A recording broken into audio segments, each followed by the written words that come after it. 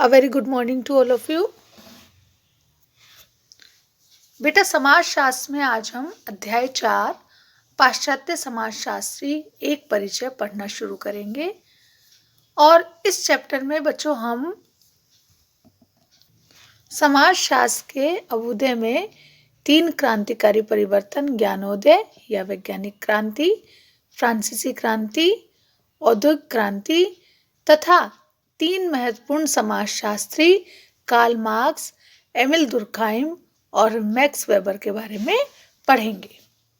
ज्ञानोदय बेटा समाजशास्त्र के विकास में बौद्धिक ज्ञानोदय की महत्वपूर्ण भूमिका रही है। ज्ञानोदय को विवेक का युग कहा जाता है। 17वीं शताब्दी के उत्तरार्ध एवं 18वीं शताब्दी में पश्चिमी यूरोप के देशों में विश्व के बारे में सोचने विचारने का एक नया दृष्टिकोण विकसित हुआ जिसे ज्ञानोदय कहा जाता है। और इस नवीन दर्शन ने एक और मनुष्य को संपूर्ण ब्रह्मांड के केंद्र बिंदु के रूप में स्थापित कर दिया, तो दूसरी ओर विवेक को मनुष्य की प्रमुख विशेषता के रूप में प्रतिपादित किया। और बच्चों उन्हीं व्यक्तियों को पूर्ण रूप से मनुष्य माना गया जो विवेकपूर्ण ढंग से सोच विचार कर सकते थे। इस क्षमता के न होने वाले व्यक्ति को आदि मानव अथवा बर्बर मानव कहा गया।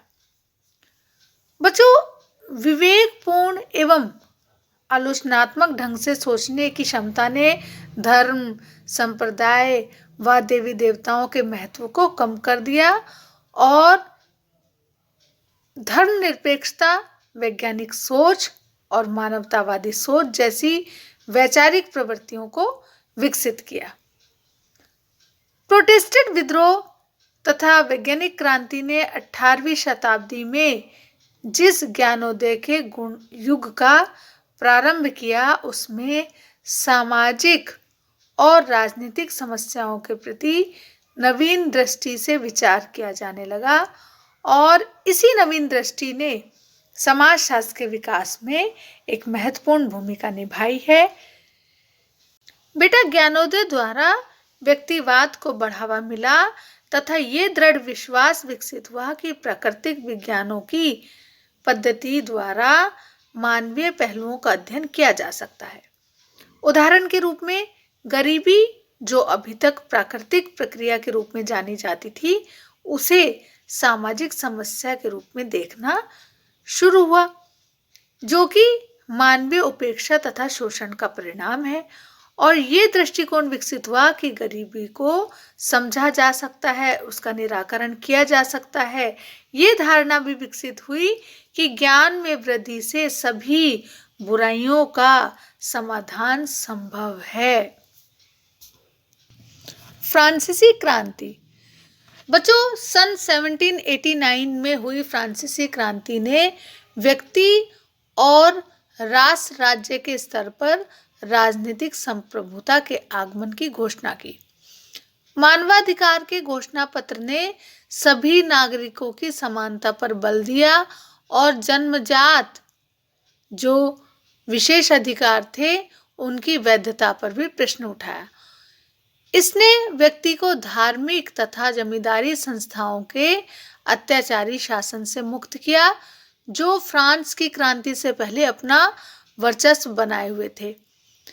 किसानों को जो कि अधिकतर बंधुआ मजदूर और कृषिदास थे उन्हें कुलीन वर्ग के जागीरदारों के चंगुल से आजाद कराया और बच्चों अधिकांश करों को रद्द किया जो किसान जागीरदारों तथा चर्च या धार्मिक संस्थाओं को जो कर दिए जाते थे, जो टैक्स दिए जाते थे उनको रद्द कर दिया गया और गणतंत्र के स्वतंत्र नागरिक होने के नाते प्रभुत्व संपन्न व्यक्ति हकों और अधिकारों के धारक बने तथा उन्हें कानून और राजकीय संस्थाओं के सामने समानता का अधिकार भी प्राप्त हुआ। और बच्चों राजकीय कानून अब किसी भी व्यक्ति के पर्सनल लाइफ में इंटरफेयर नहीं कर सकते थे।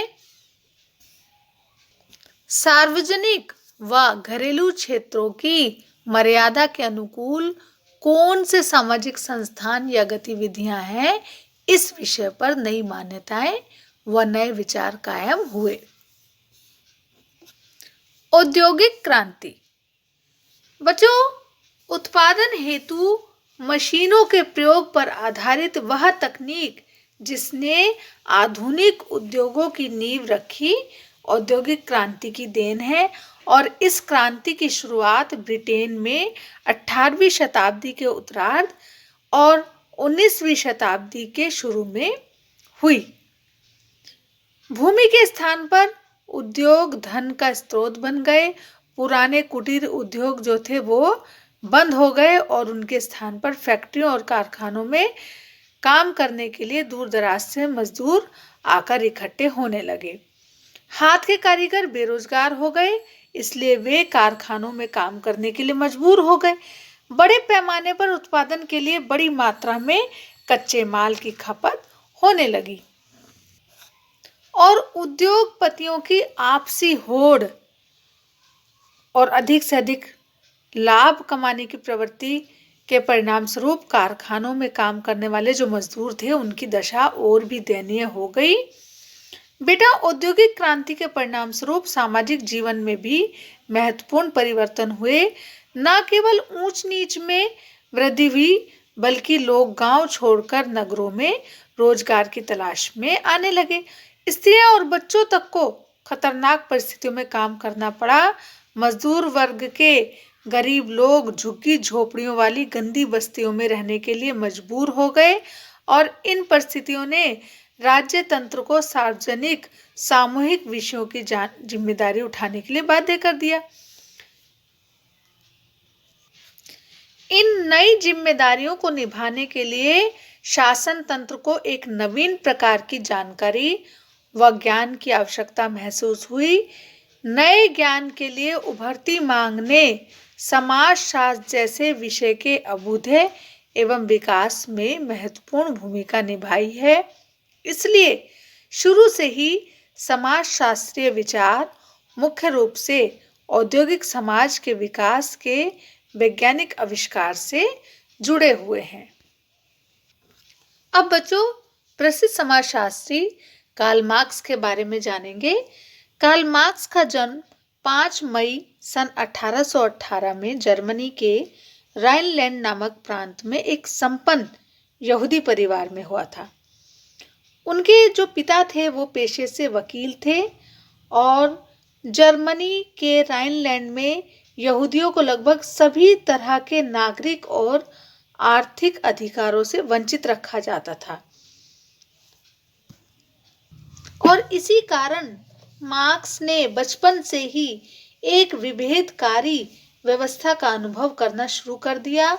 17 वर्ष की आयु में उन्होंने अपने पिता की इच्छा अनुसार बॉन विश्वविद्यालय में कानून का अध्ययन करना शुरू किया, लेकिन कुछ ही समय बाद उन्होंने सन 1836 में बॉन विश्वविद्यालय को छोड़कर बर्लिन विश्वविद्यालय में प्रवेश ले लिया। और बच्चों, इस विश्वविद्यालय में हीगल के विचारों का उनके ऊपर बहुत प्रभाव पड़ा, जिसने मार्क्स के चिंतन को भी बहुत प्रभावित किया। अपने क्रांतिकारी विचारों के कारण जब मार्क्स को जर्मनी के बाद फ्रांस से भी देश निकाला दे दिया गया तो वह इंग्लैंड आकर रहने लगे और जीवन पर्यंत वहीं के निवासी रहे। सन 1850 में मार्क्स ने फ्रांस में वर्ग संघर्ष नाम से एक महत्वपूर्ण लघु पुस्तिका लिखी और ये फ्रांस के सामाजिक इतिहास पर आधारित थी। इसके बाद मार्क्स का अधिकांश समय उन पुस्तकों का अध्ययन करने में लगा रहा जिनके द्वारा उन्हें पूंजीवादी अर्थव्यवस्था की अधिक से अधिक जानकारी मिल सकती थी। और सन 1867 में मार्क्स द्वारा लिखित प्रमुख ग्रंथ दास कैपिटल का पहला खंड प्रकाशित हुआ। इस पुस्तक में मार्क्स ने जो विचार दिए उसके फलस्वरूप जर्मनी, फ्रांस और रूस में मार्क्स के जो प्रशंसक थे उनकी संख्या काफी बढ़ गई। जल्दी ही इस पुस्तक का फ्रेंच, इंग्लिश तथा इटालियन भाषा में अनुवाद हो जाने से इसे विभिन्न देशों के श्रमिक नेताओं द्वारा पढ़ा जाने लगा। इस प्रकार मार्क्स को साम्यवादी आंदोलन के बौद्धिक नेता के रूप में देखा जाने लगा। सन 1881 में मार्क्स की पत्नी जेनी की कैंसर से मृत्यु हो गई और 1 वर्ष के बाद ही उनकी सबसे बड़ी पुत्री भी संसार में नहीं रही। इन आघातों से बच्चों मार्क्स इतने टूट गए कि 14 मार्च 1883 को उनका भी निधन हो गया।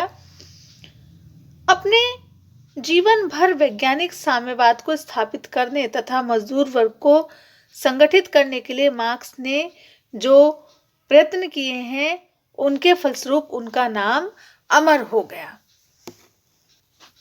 बच्चों, आज हमने कार्ल मार्क्स के जीवन परिचय के बारे में पढ़ा और अपनी नेक्स्ट क्लास में हम कार्ल मार्क्स के वर्ग संघर्ष के सिद्धांत के बारे में पढ़ेंगे।